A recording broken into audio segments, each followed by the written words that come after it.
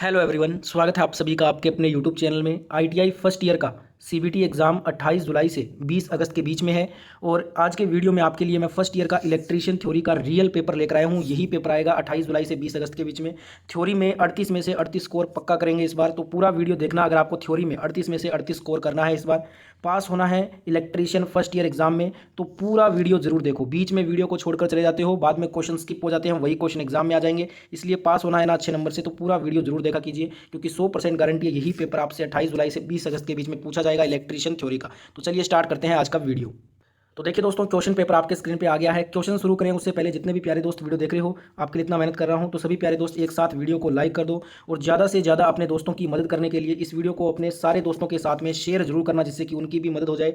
आपके जितने भी दोस्तों के ग्रुप हैं सभी में इस वीडियो को पहुँचा दीजिएगा, शेयर कर दीजिएगा। रोजाना ITI की ऐसी वीडियो देखने के लिए आप इस चैनल को जरूर सब्सक्राइब करके पास वाले नोटिफिकेशन को भी ऑन कर लीजिए। तो पहला क्वेश्चन है, पदार्थ की कितनी अवस्थाएं होती है? साथ साथ में आपको भी आंसर कमेंट में बताते रहना है, सभी के आंसर कमेंट में चेक करूंगा। ऑप्शन है गैस, ठोस, द्रव्य या ये सभी। तो आपको बता दूं मैं, पदार्थ की जो टोटल अवस्थाएं होती हैं वो गैस, ठोस, द्रव्य, ये तीनों ही अवस्थाएं पदार्थ की होती है। तो राइट आंसर हो जाएगा ऑप्शन नंबर डी, ये सभी। पूरा का पूरा इस बार जो आपका सीबीटी पेपर बनने वाला है ना, सीबीटी जो पेपर होगा आपका इलेक्ट्रीशियन फर्स्ट ईयर का, वो बिल्कुल यही पेपर आएगा। तो सारे प्रश्न याद करना है। टोटल 38 MCQ क्वेश्चन है इस पेपर में, आपको सारे प्रश्न याद करना है। अगर आप सारे प्रश्न याद कर लोगे तो इस साल के इलेक्ट्रीशियन सीबीटी एग्जाम में आप अच्छे नंबर से पास हो जाओगे। तो पूरा वीडियो देखना, एक भी क्वेश्चन को स्किप मत कर कीजिएगा।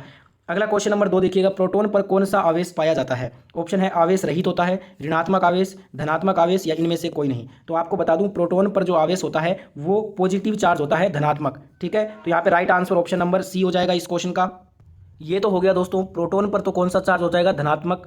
अगर आपसे पूछ ले इलेक्ट्रॉन पे, तो इलेक्ट्रॉन पे होता है ऋणात्मक आवेश, यानी कि नेगेटिव चार्ज होता है। ठीक है, और एक होता है हमारा न्यूट्रॉन। न्यूट्रॉन पे जो है ना कोई सा भी चार्ज नहीं होता, ना तो प्लस होता है ना ही माइनस, यानी कि ना तो धनात्मक होगा ना ऋणात्मक होगा। न्यूट्रॉन जो है ये आवेश रहित होता है। तो एक बार फिर से रिपीट कर देता हूँ, प्रोटॉन पे होता है धनात्मक आवेश, इलेक्ट्रॉन पे होता है ऋणात्मक आवेश और न्यूट्रॉन पे कोई सा भी आवेश नहीं होता, ये आवेश रहित होता है। तो इस क्वेश्चन का आंसर ऑप्शन नंबर सी हो जाएगा। अगला क्वेश्चन देखते हैं, क्वेश्चन नंबर 3 आपके स्क्रीन पे आ गया है। नाभिक के चारों ओर पाए जाते हैं, क्या पाए जाते हैं? ऑप्शन है अणु पाए जाते हैं, प्रोटॉन पाए जाते हैं, न्यूट्रॉन पाए जाते हैं या इलेक्ट्रॉन पाए जाते हैं।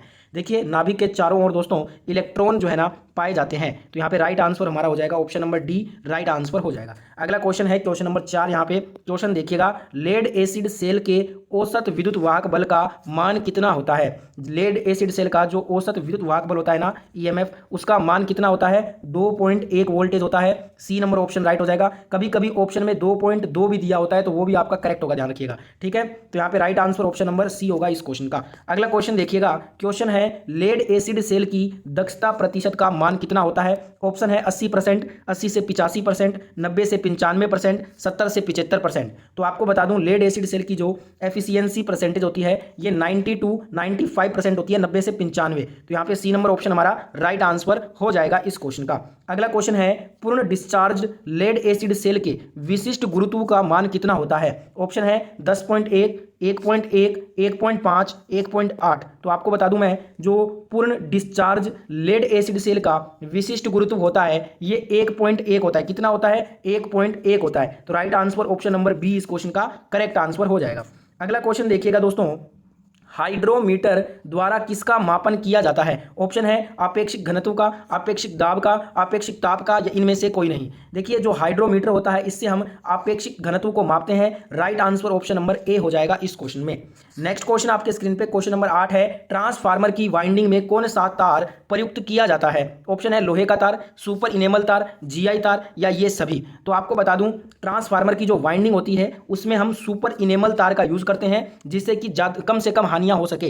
राइट आंसर हो जाएगा ऑप्शन नंबर बी इस क्वेश्चन का। अगला क्वेश्चन देखिएगा दोस्तों, क्वेश्चन नंबर 9 है, पीतल की सुचालकता का मान चांदी की तुलना में कितना प्रतिशत होता है? ऑप्शन है 56%, 50%, 40% या 48%। देखिए, पीतल की सुचालकता का मान चांदी की तुलना में 48%, 48% होता है। तो right answer option number D हो जाएगा इस क्वेश्चन का। अगला क्वेश्चन है, नाइक्रोम नाइक्रोम जो तार होता है वो किन धातुओं से बनाया जाता है? ऑप्शन है निकल व जस्ते का, निकल व तांबे का, निकल व पीतल का या निकल व क्रोमियम का। देखिए नाइक्रोम तार की बात करें ना तो ये दोस्तों निकल व क्रोमियम से बनाया जाता है। निकल व क्रोमियम धातुओं से मिलकर नाइक्रोम तार बनाया जाता है। डी नंबर ऑप्शन यहाँ पे हमारा राइट आंसर हो जाएगा। अगला क्वेश्चन देखिएगा, क्वेश्चन नंबर 11 है, कौन सा पदार्थ विद्युत रोधी नहीं होता? ऑप्शन है माइका, बेकेलाइट, रबर या कार्बन। तो आपको बता दूं मैं, माइका, बेकेलाइट, रबर ये तीनों ही विद्युत रोधी यानी कि अचालक पदार्थ हैं। कौन से पदार्थ हैं? अचालक। वहीं अगर बात कर लें दोस्तों कार्बन की, कार्बन जो है ना हमारा एक सेमी कंडक्टर है। क्या है? सेमी कंडक्टर यानी कि अर्धचालक पदार्थ है। तो यहाँ पे right answer option number D हो जाएगा इस क्वेश्चन का। नेक्स्ट क्वेश्चन देखिएगा, क्वेश्चन नंबर 12 है, 20 डिग्री सेल्सियस पर एल्यूमिनियम के विशिष्ट प्रतिरोध का मान कितना होता है? यहाँ पे मैं आपको बता दूं 20 डिग्री सेल्सियस पर एल्यूमिनियम के विशिष्ट प्रतिरोध का मान कितना हो जाएगा? तो ये हो जाएगा 2.69 into 10⁻⁻² micro ohm centimetre. Hindi में बता देता हूँ आपको, 2.69 गुना 10⁻⁻² माइक्रो ओम सेंटीमीटर। ये 20 डिग्री सेल्सियस पर एल्यूमिनियम के विशिष्ट प्रतिरोध का मान होता है। बी नंबर ऑप्शन यहाँ पे हमारा राइट आंसर हो जाएगा। अगला क्वेश्चन है दोस्तों, क्वेश्चन नंबर 13, वायर गेज में खांचे किस नाप प्रणाली से काटे जाने चाहिए? जो वायर गेज होता है ना, इसमें दोस्तों SWG जो प्रणाली होती है, SWG का फुल फॉर्म होता है standard wire gauge. Standard wire gauge प्रणाली से वायर गेज में जो है ना आपकी प्रणाली से काटे जाने चाहिए। ठीक है, तो यहाँ पे right answer option number A हो जाएगा, SWG प्रणाली से। अगला क्वेश्चन देखिएगा दोस्तों, तारों से इंसुलेशन हटाने के लिए किस औजार का प्रयोग किया जाता है? अब यहाँ पे देखिए वायर स्ट्रिपर ऑप्शन में नहीं है। अगर वायर स्ट्रिपर ऑप्शन में होता ना तो हमारा ऑप्शन वायर स्ट्रिपर राइट होता, पर वायर स्ट्रिपर तो ऑप्शन में है नहीं। देखिए नोज प्लायर से भी तारों का इंसुलेशन हम हटा सकते हैं, पर यहाँ पे हमारा आंसर होगा इलेक्ट्रीशियन नाइफ। ठीक है, क्योंकि जो इलेक्ट्रीशियन नाइफ है उसका मुख्यतः उपयोग तारों के इंसुलेशन हटाने के लिए ही किया जाता है। ठीक है, तो यहाँ पे इलेक्ट्रीशियन नाइफ हो जाएगा। नोज प्लायर से भी हम इंसुलेशन हटा सकते हैं, पर यहाँ पे आंसर इलेक्ट्रीशियन नाइफ होगा। अगर यहाँ पे ये दोनों ही ऑप्शन में ना होते ना तो सबसे इसका जो राइट आंसर होता है वैसे वो होता है वायर स्ट्रिपर, पर ये ऑप्शन में नहीं है। वायर स्ट्रिपर से हम तारों का इंसुलेशन हटाते हैं। अगला क्वेश्चन देखिएगा, CO2 फायर एक्सटिंग्विशर को किस काम में लिया जाता है? ऑप्शन है बिजली से लगी आग बुझाने में, कागज की आग बुझाने में, लकड़ी की आग बुझाने में या फिर ये सभी। देखिए जो CO2 जो फायर एक्सटिंग्विशर होता है ना, CO2 फायर एक्सटिंग्विशर से हम बिजली की आग बुझाते हैं। कौन सी आग? बिजली से लगी हुई आग। तो यहाँ पे right answer option number A हो जाएगा। एक बार फिर से आपको बता दूं, इस साल का जो आपका CBT एग्जाम होगा दोस्तों इलेक्ट्रीशियन का फर्स्ट ईयर का, उसमें जो क्वेश्चन आएगा वो यही प्रश्न आने वाला है। तो आपको दोस्तों ये टोटल मैंने 38 MCQ लेकर आया हूँ। ये सारे के सारे 38 MCQ आप याद कर लो। अगर आप ये सारे प्रश्न याद कर लोगे तो अच्छे नंबर से आप इलेक्ट्रीशियन फर्स्ट ईयर का एग्जाम पास कर लोगे। तो पूरा वीडियो लास्ट तक देखना, एक भी क्वेश्चन को स्किप मत कीजिएगा। क्वेश्चन नंबर 16 आपके स्क्रीन पे क्वेश्चन देखते हैं, क्या कहता है? सिंगल वे स्विच का प्रतीक चिन्ह बताइए। यहाँ पे आपको बताना है कि सिंगल वे स्विच कौन सा है। तो आप देखे होंगे सिंगल वे स्विच, तो यहाँ पे बी नंबर ऑप्शन हमारा राइट आंसर हो जाएगा इस क्वेश्चन का। ये होता है हमारा single way switch, B number option is the right answer. Next question देख लेते हैं। अगला क्वेश्चन है, ये भी प्रतीक चिन्ह वाला है, निम्न में से बिजली के पैनल पर खतरे का क्या संकेत होता है? यहाँ पे आपको बताना है बिजली के पैनल पर खतरे का संकेत का सिंबल। तो देखिए जो बिजली का पैनल होता है उस पर खतरे का संकेत, तो ये वाला आपका राइट हो जाएगा ऑप्शन नंबर सी। ठीक है, नेक्स्ट क्वेश्चन देखिएगा, ये भी सिंबल वाला ही क्वेश्चन है। क्वेश्चन है आपका कि नीचे दिया गया चिन्ह है किसे दर्शाता है? ये सिंबल जो है ना, ये आपको बताना है दोस्तों ये किसको दर्शाता है। तो ये आपका किसे दर्शाता है? ये दर्शाता है कि प्रवेश निषेध है यहाँ पे, यानी कि जहाँ पे जाना निषेध यानी कि मना होता है ना, वहाँ पे आपको ये सिंबल देखने को मिलता है कि आगे आप नहीं जा सकते, यहाँ पे प्रवेश मना हुआ है। तो यहाँ पे right answer option number A हो जाएगा इस क्वेश्चन का। ये सिंबल वाले क्वेश्चन आपको याद करने जरूरी है, एग्जाम में आते हैं ये क्वेश्चन। नेक्स्ट क्वेश्चन देखिएगा, एक वस्तु 50 न्यूटन बल लगाने पर वह 15 मीटर की दूरी तय करती है तो उसके द्वारा किए गए कार्य का मान कितना होगा? अब यहाँ पे आपने एक फॉर्मूला सुना होगा, W = F × S। ये फॉर्मूले से हम इसको हल करेंगे। तो यहाँ पे F का मान कितना है? 50 है, S का मान है 15। तो इसको जब आप मल्टीप्लाई करते हो तो हमारा आंसर आएगा 750 जूल। कितना आएगा? 750 जूल। तो राइट आंसर हो जाएगा ए नंबर ऑप्शन। ये फॉर्मूला याद रखना, आप सारे न्यूमेरिकल कर लोगे, W = F × S। ठीक है, नेक्स्ट क्वेश्चन देख लेते हैं। अगला क्वेश्चन है हमारा क्वेश्चन नंबर 20, विद्युत वोल्टा को किस यंत्र द्वारा मापा जाता है? देखिए जो विद्युत वोल्टेज होता है ना उसको हम वोल्ट मीटर से मापेंगे। तो राइट आंसर हमारा हो जाएगा ऑप्शन नंबर 20 क्वेश्चन का। अब यहाँ पे करंट अगर पूछ ले, करंट को हम एम्पियर मीटर से मापेंगे, शक्ति को हम वाट मीटर से मापेंगे। ठीक है, अगला क्वेश्चन देखिएगा, क्वेश्चन है ऊर्जा के प्रकार कितने कितने होते हैं?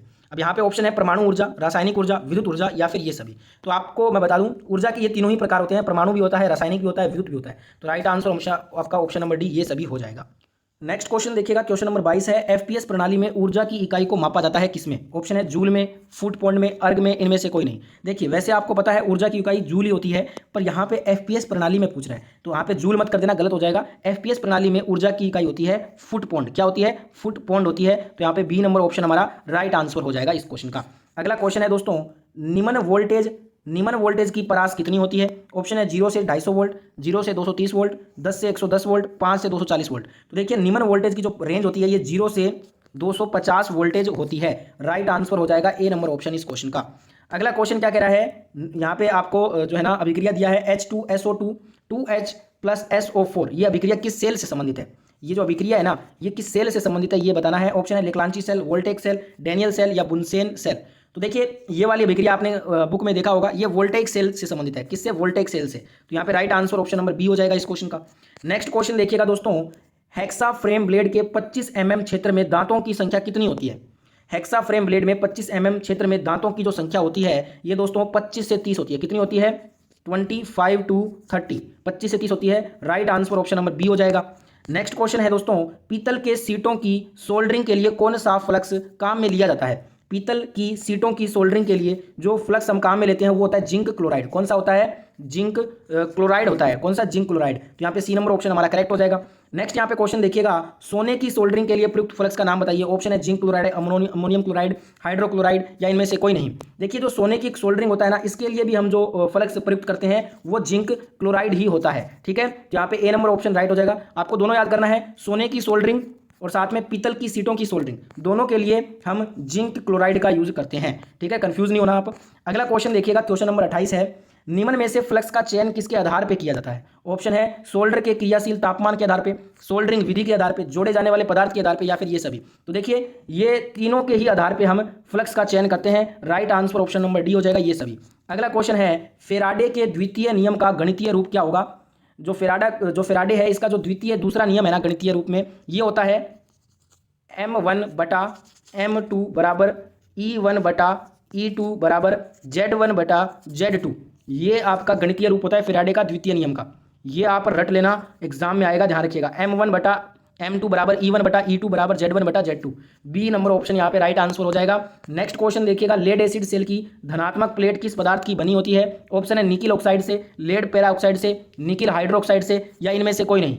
देखिए लेड एसिड सेल की धनात्मक जो प्लेट होती है ना ये लेड पेरा ऑक्साइड से बनी होती है। किससे बनी होती है? लेड पेरा ऑक्साइड से। तो यहाँ पे बी नंबर ऑप्शन हमारा राइट आंसर होगा। देखिए वीडियो अगर आपको अच्छा लग रहा है ना तो सभी प्यारे दोस्त, आपके लिए इतना मेहनत मैं कर रहा हूँ तो सभी प्यारे दोस्त एक बार वीडियो को एक साथ लाइक कर दीजिए। और आपके जितने भी फर्स्ट ईयर के दोस्त हैं ना इलेक्ट्रीशियन ट्रेड के, सभी की मदद करने के लिए आपको इस वीडियो को ज़्यादा से ज़्यादा शेयर करना है। सभी ग्रुप में, आपके दोस्तों के ग्रुप में इसको फैला दीजिएगा जिससे कि आपके दोस्त तक ये वीडियो पहुँच जाए, क्योंकि यही पेपर आने वाला है। इसलिए अपने दोस्त की हेल्प जरूर कीजिएगा। अगर आप दोस्तों रोजाना ITI की वीडियो देखना चाहते हैं तो इस चैनल को आप सब्सक्राइब करके नोटिफिकेशन को ऑन कर लीजिए। ठीक है, अगला क्वेश्चन करते हैं। अगला क्वेश्चन है, रासायनिक तुल्यांक ज्ञात करने का सूत्र क्या होता है? ऑप्शन है परमाणु भार गुना संयोजकता, परमाणु भार प्रति संयोजकता, संयोजकता प्रति परमाणु भार या इनमें से कोई नहीं। देखिए रासायनिक तुल्यांक ज्ञात करने का फॉर्मूला होता है परमाणु भार बटा में संयोजकता, परमाणु भार बटा में संयोजकता। ये रासायनिक तुल्यांक ज्ञात करने का फॉर्मूला है, याद कर लेना। वेरी वेरी इंपॉर्टेंट क्वेश्चन है, ये ध्यान रखिएगा। बी नंबर ऑप्शन राइट हो जाएगा। अगला क्वेश्चन क्या कह रहा है, तांबे का गलनांक तापमान कितना होता है? तो दोस्तों मैं आपको बता दूं, ऑप्शन है 181 degree Celsius, 1001 degree Celsius, 1083 degree Celsius, 981 degree Celsius. तो देखिए तांबे का जो गलनांक तापमान होता है ये आपका 1083 डिग्री सेल्सियस। कितना होता है? 1083 डिग्री सेल्सियस होता है। सी नंबर ऑप्शन यहाँ पे हमारा राइट आंसर हो जाएगा। अगला क्वेश्चन क्या कह रहा है, तांबे की विद्युत चालकता का मान कितना होता है? देखिए तांबे की विद्युत चालकता पूछ रहा है। ऑप्शन है 40 mho प्रति मीटर, 56 mho प्रति मीटर, 36 mho प्रति मीटर या 46 mho प्रति मीटर। तांबे की विद्युत चालकता का मान होता है 56 mho प्रति मीटर। कितना होता है? 56 mho प्रति मीटर। तो यहाँ पे right answer option number B हो जाएगा। नेक्स्ट क्वेश्चन देखिएगा, लैंप का प्रतीक चिन्ह बताइए। यहाँ पे आपको तीन चिन्ह दिए गए हैं, आपको बताना है इनमें से लैंप का चिन्ह कौन सा है। हमेशा की तरह एक क्वेश्चन होमवर्क क्वेश्चन होता है जिसका आंसर आप बताते हो कमेंट में, मैं नहीं दूंगा इसका जवाब, आप सभी को देना है इसका। ये आज का होमवर्क क्वेश्चन रहेगा। जिनको भी मालूम है इसका आंसर वो सभी कमेंट में दीजिएगा। सभी के आंसर मैं चेक करूंगा, देखते हैं किनको पता है इसका आंसर। नेक्स्ट क्वेश्चन है क्वेश्चन नंबर 35, बैटरी के चार्जिंग धारा को ज्ञात करने का फॉर्मूला। बैटरी के चार्जिंग धारा को ज्ञात करने का सूत्र क्या होता है? तो ये होता है V - EB बटा में R। ये आपने फॉर्मूला देखा होगा। तो यही आपसे पूछ रहा है, दिया गया वोल्टेज माइनस बैटरी का EMF बटा में कुल प्रतिरोध, इससे हम बैटरी के चार्जिंग धारा को ज्ञात कर सकते हैं। तो यहाँ पे बी नंबर ऑप्शन राइट हो जाएगा। वेरी वेरी इंपॉर्टेंट फॉर्मूले हैं ये, सारे याद कर लो, एग्जाम में आएगा ये। अगला क्वेश्चन देखिएगा दोस्तों, बैटरी के कवर में संयोजित वेंट प्लग में छिद्र क्यों बनाया जाता है? ऑप्शन है बैटरी की सुरक्षा व गैस बाहर निकालने हेतु, सुंदरता के लिए या उपरोक्त सभी। तो देखिए यहाँ पे जो राइट आंसर होगा वो होगा ऑप्शन नंबर ए, बैटरी की सुरक्षा व गैस बाहर निकालने हेतु बैटरी के कवर में संयोजित वेंट प्लग में छिद्र बनाए जाते हैं। जिससे कि बैटरी की सुरक्षा व गैस से बाहर निकाला जा सके। ए नंबर ऑप्शन यहाँ पे हमारा राइट आंसर हो जाएगा। नेक्स्ट क्वेश्चन आपके स्क्रीन पे क्वेश्चन नंबर 37 है। निम्न में से ठोस विद्युत रोधी कौन सा है? ऑप्शन है सूखी हवा, बेकेलाइट, सैलेक या कागज। तो देखिए ठोस विद्युत रोधी इनमें से हो जाएगा, वो हो जाएगा बेकेलाइट। ये एक ठोस विद्युत रोधी है। Option number B right answer होगा। अगला क्वेश्चन है, लास्ट क्वेश्चन इस पेपर का, 20 डिग्री सेल्सियस पर कैथल तार के विशिष्ट प्रतिरोध का मान कितना होता है? 20 डिग्री सेल्सियस पर कैथल तार के विशिष्ट प्रतिरोध का मान कितना हो जाएगा? तो आप कहोगे 135 माइक्रो ओम प्रति सेंटीमीटर हो जाएगा। Right answer option number A होगा इस क्वेश्चन का। तो ये था दोस्तों इलेक्ट्रीशियन फर्स्ट ईयर का जो इस साल का सीबीटी एग्जाम होगा, उसका मैंने पेपर आपको करा दिया है। टोटल 38 MCQ मैंने करवाए हैं। अगर आपने ये सारे के सारे प्रश्न याद कर लिए हैं ना, तो आप एग्जाम में अच्छे नंबर से पास हो जाओगे। वीडियो कैसा लगा कमेंट करके बताइएगा। वीडियो अगर आपको अच्छा लगा है तो ज़्यादा से ज़्यादा वीडियो को लाइक करें, वीडियो को शेयर जरूर करें, और साथ में इस चैनल को सब्सक्राइब नहीं किया हुआ है तो फटाफट से सब्सक्राइब करके नोटिफिकेशन की ऑन कर लीजिएगा। जय हिंद, वंदे मातरम।